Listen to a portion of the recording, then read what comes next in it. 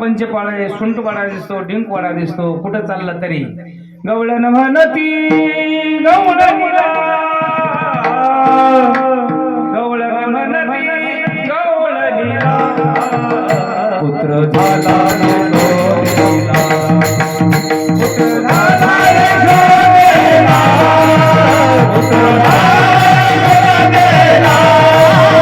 गवळण म्हणती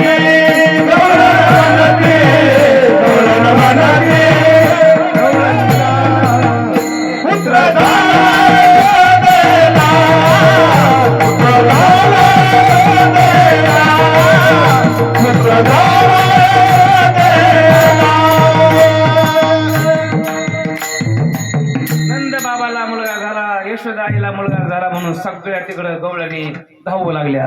गवळण म्हणते गवळणीला पुत्र झाला यशोदेला. एक धावी एके पुढे ताटी वाटी सुंट वडे. इकडं आनंदी आनंद चाललेला आहे. तिकडे कंसाने शत्रू समजून देवाला मारण्यासाठी सगळे राक्षस बोलावले आणि त्या ठिकाणी बक्षीस सुद्धा जाहीर केलं. जो कोणी माझ्या शत्रूला मारील त्याला अर्ध राज्य दान. तेवढ्यामध्ये पटकन सगळ्याच्या अगोदर पुतना आली. म्हणजे अर्ध राज्य द्यायची काय गरज आहे, तसंच मारते म्हणले. एवढे एवढं तर लेकरं म्हणले ताज जर मला आले म्हणले तहान बाळ आहे आणि त्याला मारायला अर्ध राज्याची काय गरज आहे. नाही नाही म्हणले अर्ध राज्य दान. कंस महाराज तुम्हाला जर द्यायचंच असेल तर फक्त मला साडी चोळी द्या, काय दागदागिने द्यायचे ते द्या, बाकी काहीच नको.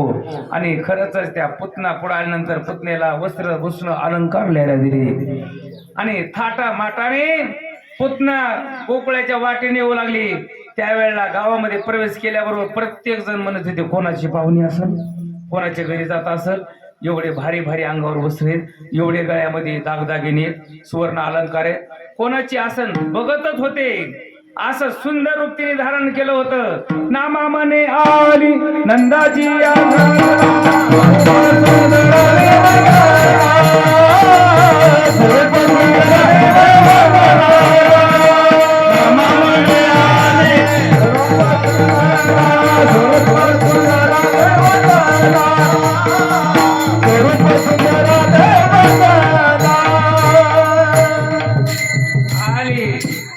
बघता बघता अनेक लहान लहान बाळ मारीत मारीत मारीत नंदबाबाच्या वाड्यापर्यंत आली. नंदबाबाच्या वाड्यामध्ये शिरली.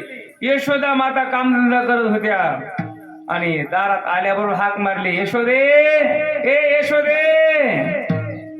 लग्नाचा आवाज दिसतो. म्हटलं कोणाचा आवाज असेल, कोण आहे ते तरी सांगा ना. म्हणली मावस बहीण आहे, मावस बहीण.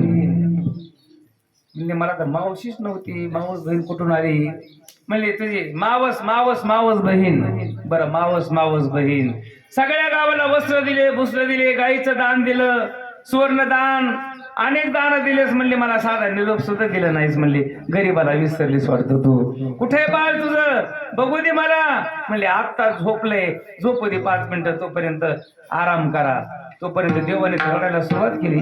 देव म्हणले मी इथं का झोपा मारायला आलो का. यशोदे किती खोटं बोलतीस ग, लेकूर तर जागत दिसतंय. पटकन पाळण्याकडे गेली. ज्या कामाला आली ते काम पटकन उरकून घ्यावं म्हणून यशोदा माता कामधंदा करत होत्या. पटकन पाळण्यातून काढलं पुतणेनं देवाला आणि मांडीवर घेतलं. स्तनपान देऊ लागली. आता स्तनपान म्हणजे ते का आईसारखं स्तनपान होतं का. 20 भरलं होते त्याच्यामध्ये, 20 त्या स्तनामध्ये. आणि भगवान परमात्म्याला स्तनपान देण्यासाठी सुरुवात केली. त्यावेळेला श्रीकृष्ण परमात्म्याने भगवान शंकराचा धावा केला. हे देवादी देवा महादेवा, आज मला 20 पिण्याची वेळ आली माझ्यावरती. समुद्र मंथनामध्ये तुम्ही सगळं 20 पिले म्हटले, तुम्हाला काही झालं नाही, पण माझ्याच्याने शक्य नाही. आता माझं रक्षण करा, माझा सांभाळ करा, असं देवाचं ध्यान केलं. ओम नमः शिवाय, ओम नमः शिवाय. ओम नमः शिवाय आणि स्तनपान करायला सुरुवात केली. स्तनपान करता करता सगळं विष प्राशन केलं, दूध प्राशन केलं, पंचप्राण ओढू लागले. त्यावेळेला पुतना म्हणते, कृष्णा अरे सोड ना बाळा, मी तुझी मावशी. कृष्णा सोड ना, मी तुझी मावशी. देव म्हटले, मी धरत नसतो, धरलं तर सोडित नसतो. मग विशाल देह धारण केला. म्हणजे हे काय कारण सोडायला तयार नाही. विशाल देह धारण केला, उडी मारली गोकुळाच्या बाहेर. दंदिसीन आवाज झाला, भूकंप झाल्यासारखा. गोकुळातले सगळे लोक धावत गेले. म्हणजे एवढा आवाज झाला कशाचा? बघता तर त्या पहाडासारखा देह त्या पुतणीचा, आणि त्या पुतणीच्या छातीवरती पोटावरती कृष्ण परमात्मा. म्हणले ही तर राक्षसीन होती. म्हणले देवाला खाण्यासाठी आली होती. म्हटले वाचलं ना म्हणले लेकरू. शिडी लावली, शिडी लावून देवाला खाली घेतलं. त्या पुतण्याची देहाला आग्ने टाक दिला. सगळा सुगंध येत होता, सुगंध. परीक्षित राजाने शुकाचार्य महाराजांनी विचारलं होतं, महाराज एक राक्षसीन देवाला त्रास देण्यासाठी आली होती, मारण्यासाठी आली होती, तरी सुद्धा त्या वाईट बाईच्या शरीराचा स्पर्श सुगंध काय येत होता? त्यावेळेला परीक्षित शुकाचार्य महाराज सांगतात, हे परीक्षिती, माझ्या देवाचा स्पर्श त्या राक्षसीने झाला होता, म्हणून त्या पुतनेचा सुगंध येत होता. पुन्हा अजून परीक्षित राजाने विचारलं शुकाचार्य महाराजांना, देवा भगवान परमात्म्याला एका राक्षसीनीचं दूध प्राशन करावं लागलं, का प्राशन करावं लागलं? आदल्या जन्मीचं पुण्य होतं. ती बळीराजाची मुलगी चंद्रमाला, आणि ती भगवान परमात्मा दारामध्ये रत्नमाला ती भगवान परमात्मा दारात द्वारपालाचं काम करतात. बळीराजाला पाताळात घातलं. त्यावेळेला बळीराजाने मागून घेतलं वरदान. देव म्हटले, काय मागायचं बळी? त्यावेळेला देवाने सांगितलं, बळीने सांगितलं, देवा तुम्ही देणार आहे तर मला एकच द्या. आयसा दृष्टीपुढे आता दृष्टीपुढे आयसाची तूर आहे, जो मी तुझं पाहे पांडुरंगा तुकोबरायच्या युक्तीप्रमाणे. म्हणले माझ्या दारात तुझं रोज दर्शन झालं पाहिजे, तुला दारात थांबावं लागल. आणि दारात थांबली होती. त्यावेळेला बळीराजाची मुलगी रत्नावली इकडून तिकडे फिरत होती. रोज देवाला बघायची. आणि रत्नावलीला वाटलं, असलं लेकरू जर आपल्याला झालं तर किती बरं होईल. देवाने जर असलं लेकरू दिलं तर मी आनंदाने स्तनपान करील. देव म्हटले आता नाही, म्हणले कृष्ण अवतारामध्ये. आणि खरंच ना, म्हणून दिलेलं वचन पूर्ण करण्यासाठी, रत्नावलीची इच्छा पूर्ण करण्यासाठी भगवान परमात्म्याने स्तनपान केलं. इकडे राक्षसीला पाठवले, पुतणेला पाठवले, पुतना परत येत नाही म्हणून कंस काळजीत पडला होता. पण गुप्तहेराकडून कळलं, त्या पुतणेला पाठवलं, त्या पुतणेला तर मारलंय. नंतर महाबळवट नावाचा दैत्य आला आणि तो हातामध्ये पंचांग घेऊन, गळ्यामध्ये जानव लिहून, गुडकेच्या वर धोतर नेऊन संस्कृत बोलतच रस्ते नेऊ लागला. यशोदे म्हटला, मी भविष्य सांगतोय, भविष्य. यशोदा माता म्हटल्या, माझ्या लेकराचं भविष्य तर गर्ग म्हणून सांगितलंय. सांग बरं. म्हटले काय काय सांगितलं? म्हणले भक्ताचं रक्षण करीन, दुष्टाचा नायनाट करीन. सगळं खरं सांगितलं. म्हणले हा देवच आहे तुझ्या पोटी आलेला, प्रत्यक्ष भगवान परमात्मा विष्णूच आहे. सगळं खरं सांगितलंय. पण हे तुमच्या यादव कुळाच्या मुळावर हे सांगितलंय का? म्हणले नाही सांगितलं. आणि मग काय सांगितलंय? हे लेकरू म्हणले सगळे यादव कुळाच्या मुळावर आहे. मग असल्या लेकराला ठेवून उपयोग नाही, समुद्रात टाकून दिलं पाहिजे, खड्डा करून खड्ड्यात पुरलं पाहिजे. असं म्हटल्याबरोबर तिथे निर्जीव वस्तू होते, त्या निर्जीव वस्तूला सुद्धा ऐकू वाटलं नाही. देवाला खड्ड्यात पुरा, समुद्रात टाका म्हटल्यानंतर पटकन तिथे ज्या पाटावर बसला होता ना, तो महाबळवट नावाचा म्हणून माझ्या देवाला खड्ड्यात पुरा म्हणतोस, पटकन पाटच काढून घेतला. म्हणून माझ्यावर बसतो, माझी देवाची निंदा करतो. विटंबीला भट आणि दिला पाठीवरी पाठ, रट्टा दिला पाटाचा वरी, पळायला लागला. कुठं पळतोस म्हटले, लगेच बाज आडवी आली. आमच्या देवाची निंदा करतोस, आमच्या देवाला खड्ड्यात पुरा म्हणतोस, बाज आडवी आली.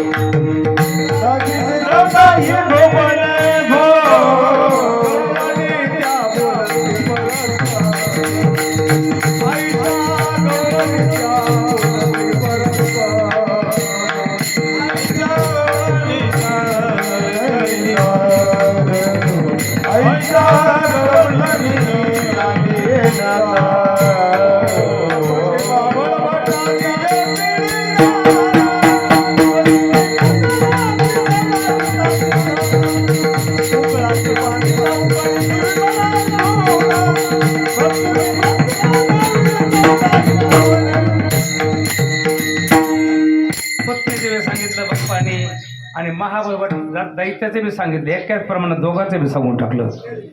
महाबळवट नावाच्या दैत्याला मारत असताना बाज पुढं काही जाऊ देत नव्हती, अडवण्याचं काम करत होती. यशोदा आई पोळ्या करत होत्या, पोळ्या हातातलं बेलनं कसं निष्ठलं आणि त्या महाबळवट नावाच्या दैत्याच्या कपाळावर रट्टा बसला. पोळपाट म्हणला, तुझी बारी झाली, आता माझी बारी राहिली. पुन्हा पोळपाटाचा रट्टा दाबणं सुया त्या सुद्धा महाबळवट नावाच्या दैत्याच्या अंगाला टोचू लागल्या. हो बेलनं तोंडात जाऊन बसलं, पळू लागला. पण आपला शत्रू जिवंत कळावा कंसाला म्हणून जाऊ दिला, सोडून दिला. कंसाच्या पुढे गेल्यानंतर तो महाबळ म्हणतो, महाराज तुमचा शत्रू खूप मोठा भयंकर आहे आणि त्याला मारणं शक्य नाही, त्याच्या नादी बी लागू नका. पण पुढं आगासूर, बगासूर, धेनुकासूर अनेक दैत्य आले, पण अवघी दैत्यखानी बुडविली. सगळे दैत्य मारले, सगळे दैत्य सांगायचं म्हटलं तर आणखीन 1-2 तास लागतील. मला संकल्पित 1 तास दिलेला आहे. भगवान परमात्म्याच्या जन्मोत्सवाचा अवतार कार्याचा आनंद चालू आहे. का चालू होता? दुसऱ्या चरणामध्ये होता कृष्णाचा अवतार, होता कृष्णाचा अवतार, होता कृष्णाचा अवतार, होता कृष्णाचा अवतार, कृष्णाचा अवतार, होता कृष्णाचा अवतार, होता कृष्णाचा अवतार, होता कृष्णाचा अवतार.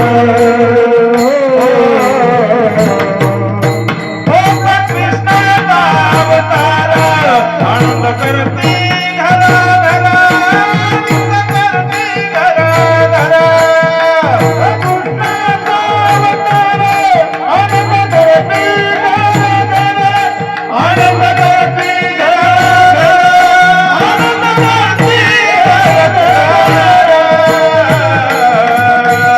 होता कृष्णाचा अवतार,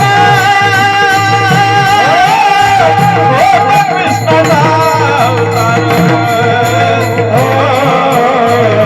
होता कृष्णाचा अवतार, होता कृष्णाचा अवतार,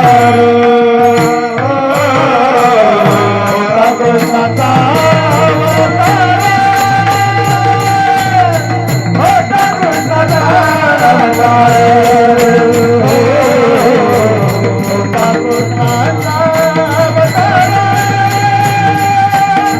होता कृष्णाचा अवतार.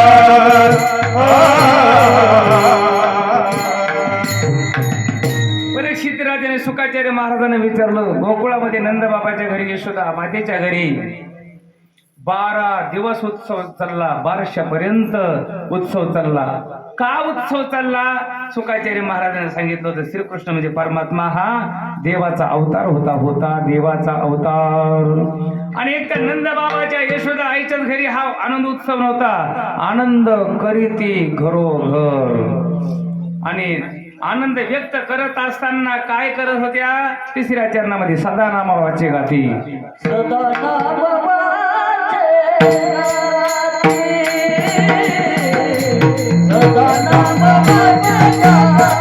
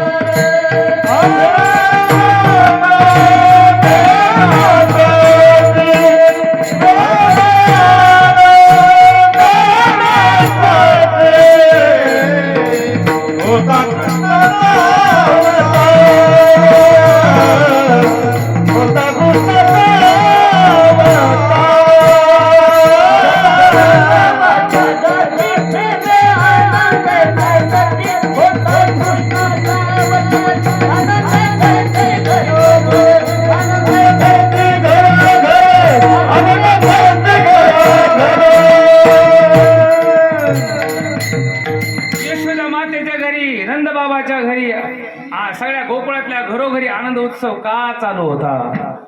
हे जन्माला आलेलं बाळ देवाचा अवतार होता, भगवान विष्णूचा अवतार होता, श्रीकृष्ण परमात्मा होता. सदा नाम वाचे गाती प्रेमी आनंदे नाचती, होता कृष्णाचा अवतार आनंद करीती घरोघर. आणि त्या आनंदाचं प्रतीक म्हणून प्रत्येक घरोघरी देवाचं नाव का घेत होते, आनंदाने का उड्या मारत होते, का बागडत होते, त्याच्यामध्ये काही लाभ होता का, काही फायदा होता का, हे शेवटच्या चरणामध्ये सांगतात. तो का म्हणे हरती दोष.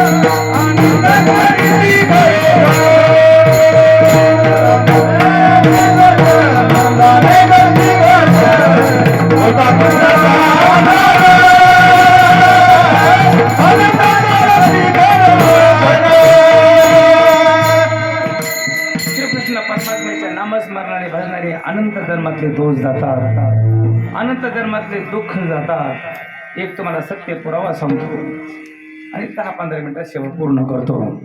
रामायणामध्ये कैकेयीनं माझ्या मुलाला गादी मिळावी, भरताला गादी मिळावी म्हणून बरोबर रामचंद्राला वनवासाला पाठवलं.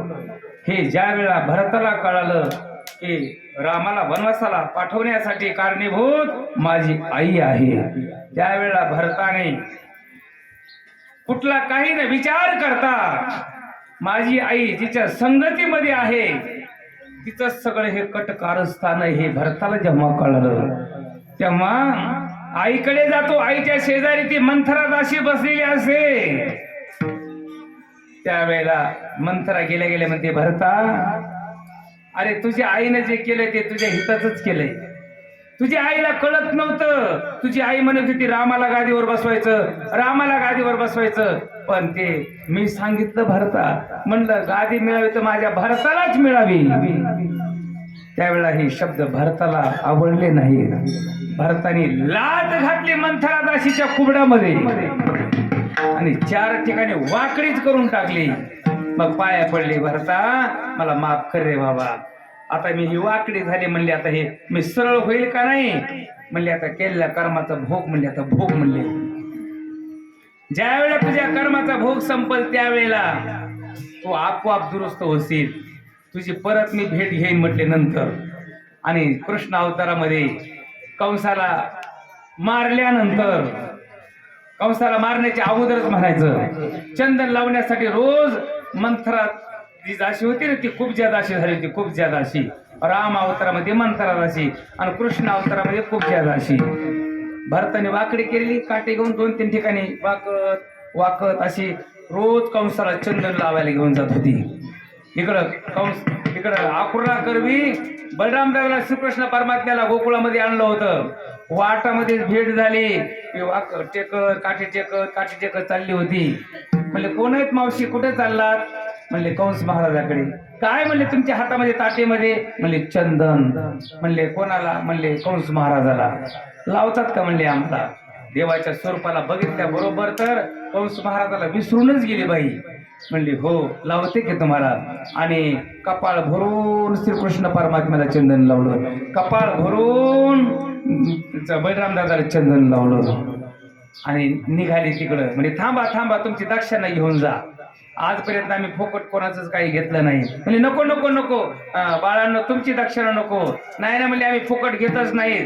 कृष्ण परमात्मा गेले की पटकन त्या मंत्राच्या दोन्ही पायावर आधी आपल्या कुबच्या दाशीच्या दोन्ही पायावर पाय दिले आणि अशा हानवटीला हात धरला आणि कळ कळ कळ कळ करी जी वाकडी केली होती राम अवतारामध्ये, तुका म्हणे हरसी दोष.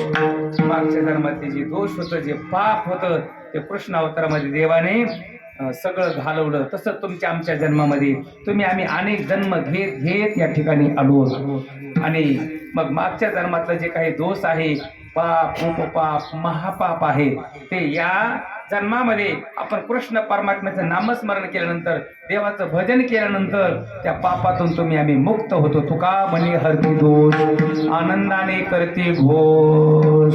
पुन्हा अजून एक तुम्हाला समाधान वाटावं म्हणून 2 मिनिटांमध्ये सांगतो. आपल्या जीवनामध्ये ज्या गोष्टी घडतात, या विश्वामध्ये जेवढ्या गोष्टी घडतात त्या गोष्टी अगोदरच सगळ्या गोष्टी ठरलेल्या असतात.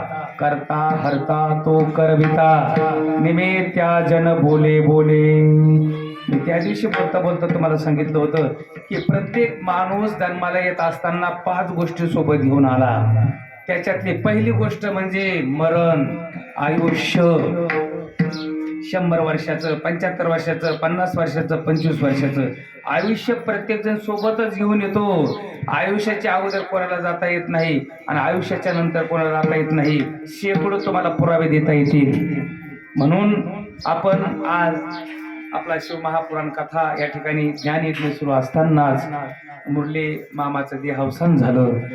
त्यांचं आयुष्यच तेवढं होतं. वेळेच्या अगोदर तर कोणाला जाता येत नाही, वेळेच्या नंतर कोणाला राहता येत नाही.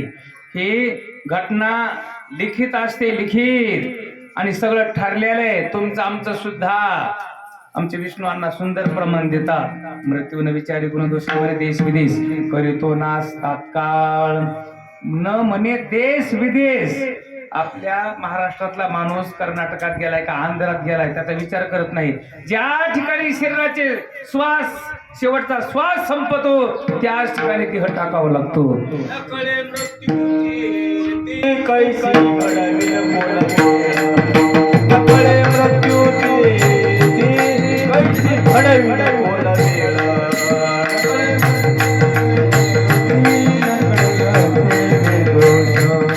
नकळे मृत्यूची नकळे होणार ते परिवर्तन नकळे होणार भोग भोगले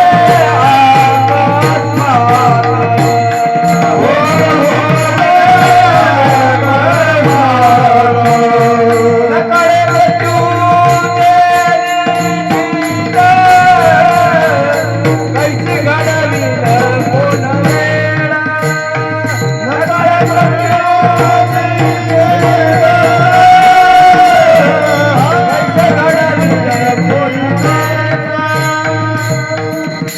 मृत्यूची वेळ, त्या मृत्यूची जागा, त्या मृत्यूचा देश अगोदरच ठरलेला असतो. आपण म्हणतो मरण रोडला यायला नको, शेतात यायला नको, बाहेर गेल्यानंतर मरण यायला नको, पण त्या मृत्यूची जागा निश्चित झालेली असते आणि त्या माणसाला तो मृत्यू तिकडे घेऊन जात असतो. म्हणून या जीवनात सगळ्या गोष्टी अगोदर लिखित असतात. हे प्रारब्ध नशीब आजपर्यंत कोणाला बदलता आलं नाही आणि बदलताही येणार नाही. म्हणून व समाधान वाटावं म्हणून या ठिकाणी आणि हे सगळं प्रारब्ध नशीब तकदीर आपले अनेक जन्मातलं पाप हे घालवण्यासाठी फक्त तुका म्हणे हरती दोष आनंदाने करती होस. त्याच्यासाठी कृष्ण गोकुळी धर्माला दुष्टा चळकापसुरला होता. कृष्णाचा अवतार आनंद करती घरोघर. एक मी कृष्ण परमात्म्याचं नामचिंतन सांगितलं, भगवान परमात्म्याचं नामचिंतन सांगितलं. रंबा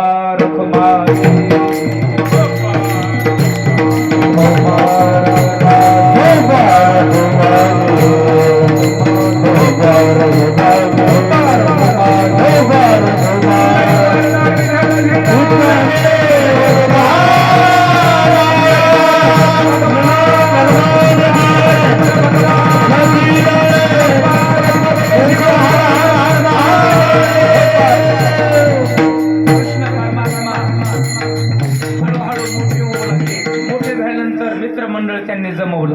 बरे जावा पुड्या पेंद्या सुदाम्या सगळं मित्रमंडळ जमवलं आणि त्या गोपाळाकडे बघितल्यानंतर सगळे गोपाळ रोड झाले दिसले, चेहरे सुकलेले दिसले. देव म्हणले का रे बाबांनो तुम्हाला खायला मिळत नाही का?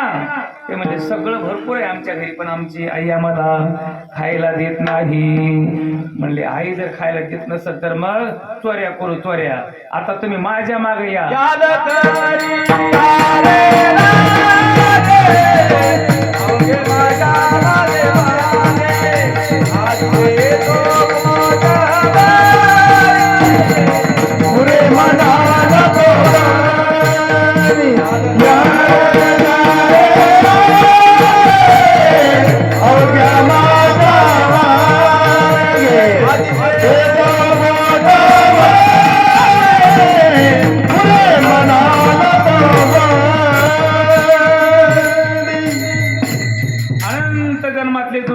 असतील अनंत जन्मातलं पाप घालवायचं असेल तर याच्या त्याच्या मागं जाऊन जमणार नाही.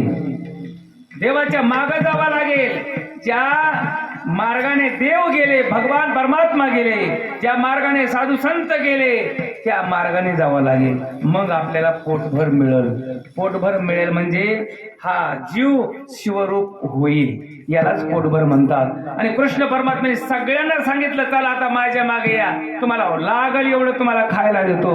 तो का म्हणे सांडा घाटे ते नका भरू पोटे. म्हणले तू जर पोटभर खायला देत असतील तर आम्ही तुझ्या मागे का येऊ नये. तू जर आमचं कल्याण करत असतील तर तुझ्या मागे का येऊ नये. आता जे कल्याण करते त्याच्या मागे जायला काही हरकत नाही. आणि तयार झाले, रिकाम्या हाताने येऊ नका म्हटले. माझ्या मागे यायचं म्हटलं ना रिकाम्या हाताने जमणार नाही. आपल्याला चोऱ्या करायच्या. चोऱ्या म्हणजे तुमच्या आमच्या चोऱ्यासारख्या नाही, चोऱ्या नाही दह्याच्या दुधाच्या, चित्त चोरी नंदाच्या नंदनी चोऱ्या करायच्यात. मग म्हणले सामुग्री या सामुग्री घ्या रे सामुग्री चोखट, खडे सराटे काट्या नीट. चोऱ्या करायचं म्हटल्यानंतर साहित्य घ्यावं लागेल. म्हणजे खडे घ्या, सराटे घ्या, काठ्या घ्या, वस्त्रकाळ केलेली माती घ्या. त्याच्यामध्ये काही सांग कामे होते, काही ऐकीव कामे होते, काही आगाव कामे होते. म्हणले काय मी सांगतोच बाबा. म्हणले बरं घेतोच, पण कशाला घ्यायचे ते तरी सांग ना. कृष्ण म्हणला अरे खडे आपण अंधाऱ्या खोलीमध्ये चोरी करायला गेलो. उतरंडी पूर्वी, आता उतरंड कोणाकडे तर राहिले, सगळे बंगले झाले. मग लादणीमध्ये गेल्यानंतर दह्याचं दुधाचं लोण्याचं तो डेरा भरलेला असेल तर आपल्याला पाहायचा म्हटल्यानंतर कसा बघायचा. हे खडे कोपऱ्यात फेकून बघायचे. गाडग्यावर खडा लागला, भरलेल्या गाडग्यावर खडा लागला की भटकन वाजल. रिकाम्या गाडग्यावर लागला की टणकन वाजून. आणि ओळखायचं गाडगं म्हणजे नेमकं तेच गाडगं काढायचं. पटलं म्हणले पटलं आता खडे. आता सराटे कशाला. आपण समजा उतरंडी उतरत असताना त्या गवळणीने बघितलं आणि आपल्याला पळून जायचंय. पळून जात असताना ती जर आपल्या पाठीमागं लागली, आपण सापडू नये म्हणून एक युक्तिवाद. आपण पुढे पळू लागलो, ती आपल्या मागं लागली की तिच्या अंगणातच हे सराटे असे पांगून टाकायचे म्हटले. मग हे सराटे काटे कचा तिच्या पायात मोडतील. सराट्याचा काटा बघा कसा बी टाका पप्पा गोरीच असतो. आणि ते सराट्याचा काटा मोडला, ते पायातले काटे काढेपर्यंत आपण पळून जायचं. त्याच्यामध्ये बोबड्या होता मला कितना. ती जर स्लीपर घालून आली तर स्लीपर म्हटले, मग स्लीपर घालून आली तर मग ही वस्त्रगाळ केलेली माती म्हणले, वस्त्रगाळ केलेली माती म्हणले तिच्या डोळ्यात टाकायची म्हटले. हा डोळ्यात टाकायची. ते म्हणले कृष्णा ती आपल्या संगमच्या मावशीसारखी चष्मा घालून आली तर आत्या, आपल्या संगमच्या आत्या म्हणले मग खरंय. आणि असे खोड्या करू लागले. काही सांग कामे, काही ऐकू, काही आगाव कामे, काही मी सांगतोच म्हणले. सांग कामे कोणाला माहिती, जेवढं सांगितलं तेवढंच करायचं. सासूबाई सुनबाईला सांगितलं, सुनबाई मी येवणीला पाण्याला चालली, दूध तापतंय, कुत्री येईल दूध पेईल. काठी घेऊनच बसली दारामध्ये. येऊ दे ना म्हणले कशी येते तर. तिच्या समोर एक काळी कुत्री गेली, सगळं दूध पिऊन टाकलं, गाडगं फोडून टाकलं. आली सासूबाई म्हणली सुनबाई दूध काय झालं. म्हणले आलती माय मांजर, तुला सांगितलं होतं ना कुत्री येईल दूध पेईल म्हणून. आत्या म्हणली तुम्ही फक्त कुत्रीच म्हणलात, मांजरीचं कुठं म्हणलात. सांग कामे, जेवढं सांगितलं तेवढंच ऐकीव कामे. नुसतं ऐकायचं, काहीच करायचं नाही. पुन्हा आगाव कामे. एका ग्रस्ताची आई आजारी पडली. मग ते म्हणले जा तेलगावला मेडिकलून कपडा मेडिकल घेऊन ये. ते गिराईक काय केलं, 500 रुपये दिले त्याने. 250 रुपयाचं मेडिकल आणलं आणि 250 रुपयाचा कपडा आणला. तिला बापाच्या हातात. म्हणले आणि कपडा कशाला आणला. ते म्हणलं आपली म्हातारी आजारी पडली, मला वाटलं जिवंत असले तर मेडिकल होईल आणि गेली असले तर कपडा होईल. त्याला आगाव कामे म्हणतात. असे आगाव होते ते गोपाळ, आगाव. खोड्या करता सगळ्या खोड्याचं गारानं यशोदा मातेकडे गेलं. यशोदा माता म्हटली हे पहा तुम्हाला बी लेकर आहेत म्हणले, तुमच्या बी पाठीपोटी लेकर आहेत. माझं एकच लेकरू आहे का, धरून दाखवा. एक गवळण म्हणले धरून दाखवा म्हणतेस ना. तर म्हणले आता येऊ दे म्हणली माझ्या घरी. जरा शहरची होती, ती सँडल घातलेली, बगलामध्ये पर्स अडकवलेली, गॉगल घातलेली, शहरची होती. ते म्हणले सगळ्यांच्या घरी गेलास म्हणले माझ्या घरी येऊन बघ. कृष्ण परमात्मा म्हणले आता हिचा नंबर लिहून घ्या, तिच्याच घरी जाऊ म्हणले. खरंच तिच्या घरी गेले आणि देवाने खरंच त्या ठिकाणी पकडूनही दाखवलं. म्हणत होती तुझी आई धरून दाखव चल म्हणली. धरला देवाचा हात. दही दूध खाल्लं बी नव्हतं बाप्पा, नुसते घरी गेलते. दह्याचं गाडगं आणलं, कृष्णाच्या तोंडाला लावलं, सुनाच्या बी तोंडाला लावलं. म्हणजे हे काय म्हणले, तो बी खाल्लंस म्हणले, माझ्या सुनाच्या तोंडाला बी लावलंस म्हणले. तुझी आई तर म्हणते धरून दाखव चल म्हणले, घेऊन चलते. आता एका हातामध्ये कृष्ण परमात्म्याला धरलं आणि एका हातामध्ये त्या सुनेला धरलं. गेले नंद बाबाच्या राजवाड्यासमोर. लय म्हणत होती तुझी आई धरून दाखव. बघ धरला का नाही. नेलं यशोदेच्या पुढे उभा केलं. यशोदे तू म्हणत होतीस ना धरून दाखव हे बघ म्हणले याला आणलंय. यशोदा म्हणले तुला दिसत नसलं तर चष्मा लावून बघ. अगं तू तुझा लेक आणि तुझी सून आणलीस, हातात परमात्म्यानं पटकन रूप टाकून दिलं, तिच्यात लेकाचं रूप धारण केलं. आतापर्यंत देव सापडतच नव्हते आणि सापडले तर रूप दिल्याशिवाय राहत नव्हते. त्यावेळेला खाली मान घातली, पुन्हा आली नाही कारण सांगायला. म्हणजे नका म्हणजे इथं राहायचंच नका. काय करायचं उपयोग, एक तर सापडत नाही, सापडलं तर रूप बदलतो, माझ्याच लेकाचं रूप घेतो, मग दुसऱ्या गावाला जाऊ. मग दुसऱ्या गावाला जायचं ठरवलं. सगळा पसारा गाडीमध्ये भरला आणि निघाली कासारी बोडक्याच्या वाटाने तिकडं कोथरीमोडीहून गाडी. वाटाने जात असताना त्या गवळणीला तहान लावली देवाने मायाद्वारे. पाणी पाणी पाणी पाणी पाणी करू लागली. तो गवळी म्हणला पाणी पाणी करून काय मरतीस का काय. म्हणली पाणी दिलं तरच बरं म्हणला, नाहीतर माझी जिपच म्हणजे टाळा झिरकायला लागली. हाय का म्हणली पाणी कुठे तर माळरानाला. देवाने मायाद्वारे मळा तयार केला. किती खोटं बोललात म्हणली, ते काय मळा आहे म्हणले, विहीर दिसते. बरोबर म्हणलं आता जातो. पाण्याची झारी घेतली आणि पाणी आणायला निघाला. ते म्हणला बघ मी पाणी आणायला जाईल आणि तो कृष्ण येईल, माझं रूप घेईल आणि गाडी घेऊन जाईल, तुला बी घेऊन जाईल. येऊ दे ना म्हणले, कसा येते तर 2 थोबाडीत देईन. असं पक्क ठरवून गेला आणि त्याला विहिरीत उतरू दिलं तिकडं. तोपर्यंत देवाने तिच्यात पतीचं रूप घेतलं, पाण्याची झारी घेतली. आला गाडी खुशी म्हणला हे घे पाणी, पी पाणी. पेले पाणी, बसले गाडीत, निघाले गप्पा हाणीत. तेवढ्यामध्ये खरा मालक आला. ते मला कोण आहेस रा. ते म्हणला तू कोण आहेस. मला मी गाडीचा मालक आहे. पत्नीला म्हणला हे अगोदर पाणी पी, पुन्हा ह्याचं बघतो म्हणला मी. पत्नी म्हणते मला पाणी पाजवतोस तिकडे पाज ना म्हणले, पुन्हा पाणी दाखवायचं तर जमलं कडे. माझीच बायकोन 2 थोबाडी ते देत असते म्हटले. त्यांनी खाली धरून ओढलं, लगेच दुसरं रूप देवाने घेतलं. त्या दोघांनी त्याला खाली ओढलं, लगेच देवाने तिसरं रूप घेतलं. असे 2-4 रूप घेतले देवाने. शेवटी गारानं नंद बाबाकडे गेलं. नंद बाबाला सगळे सांगू लागले.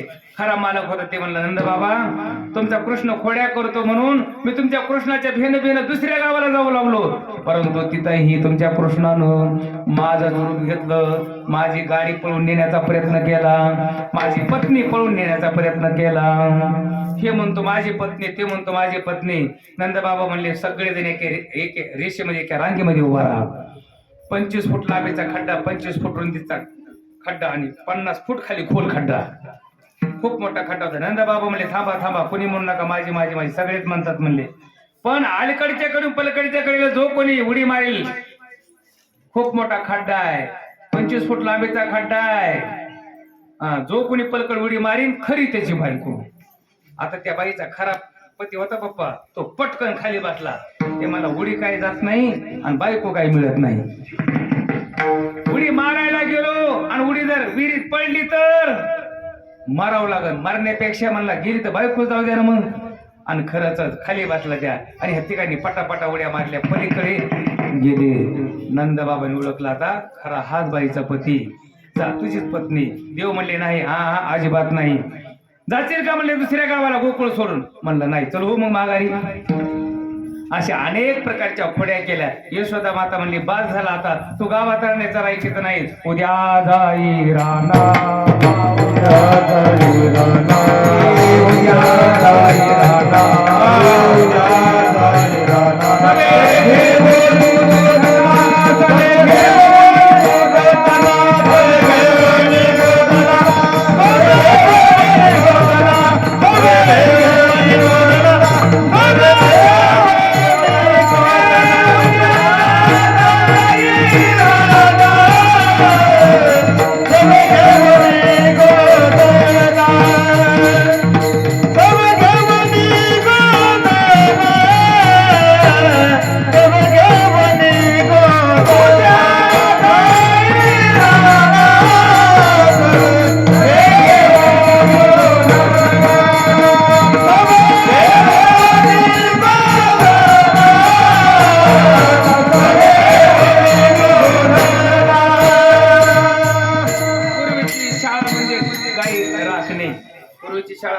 गाई राखणे.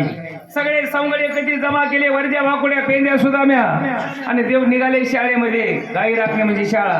गाई चालल्या वनाप्रती, गाई चालल्या वनाप्रती, समे पेंद्या झाले सांगाती. गाई गाई गाई चालल्या वनाप्रती.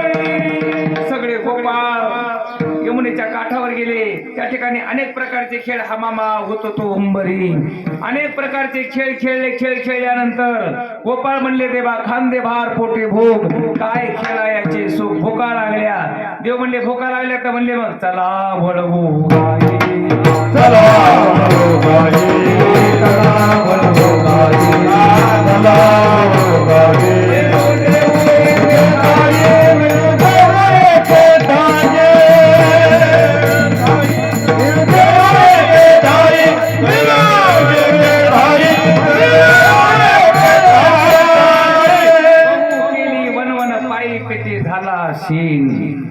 त्यावेळेला म्हणल्या सगळ्या गाय एकत्रित जमा करा. सगळ्या गाय एकत्रित जमा केल्या.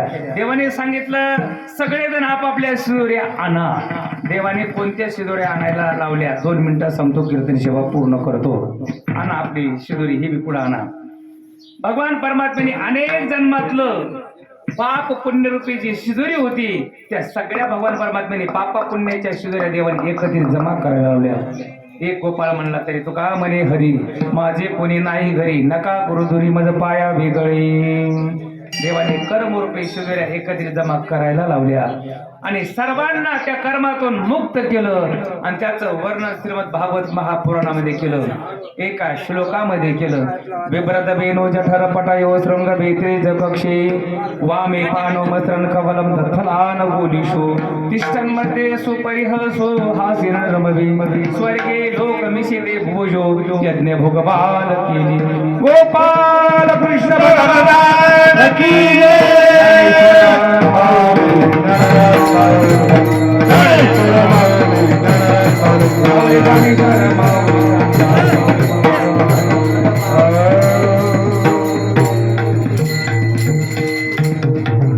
तेच आडवं धरून नुसतं 2 मिनिटात इथं. चालणार, 2 मिनिटात. काय नाही.